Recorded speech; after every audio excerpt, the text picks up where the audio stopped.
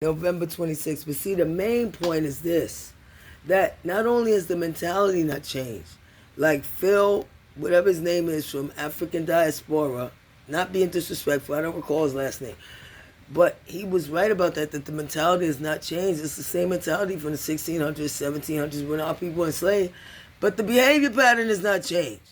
And in fact, that, all of that horror, not just the slavery that they touch on, they forgot about, they try to erase all the brutality. The brutality. So is that the white man's culture that they're trying so desperately to hide and put on black people? But I want to see where in the timeline, because my people were trained for hundreds of years to be passive for all this brutality against us.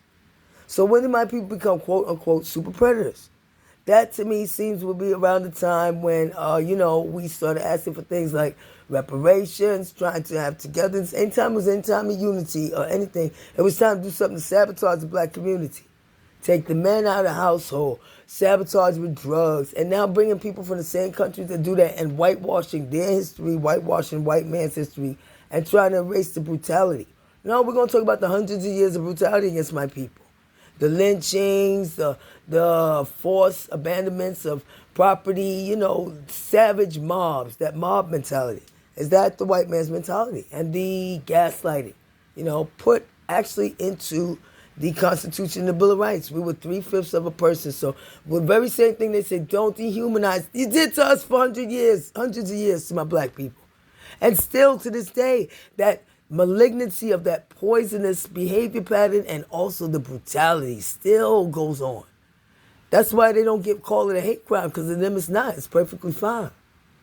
They're fine with brutalizing black people, black women, the point of raping and murdering black people, for black women for trying to vote, murdering black people for trying to vote, always angry at the business owners. They would say, well, get away from us. We don't want black people around us. And then get angry when black communities flourish without them. Because they want that labor for the white community so they can sit around, do nothing. But if you see them towns, a lot of them sundown towns, they're very dusty, nothing going on. They're dying. Without that black labor, that free black labor, they don't rise to the cause. The only thing they do is get very active when it comes time to destroy what black people have created. If it's not created for their benefit, while they brutalize us for hundreds of years and still do it on the low, the descendants of them overseas, the descendants of the slave masters, even in the government, I don't want to be around none of them.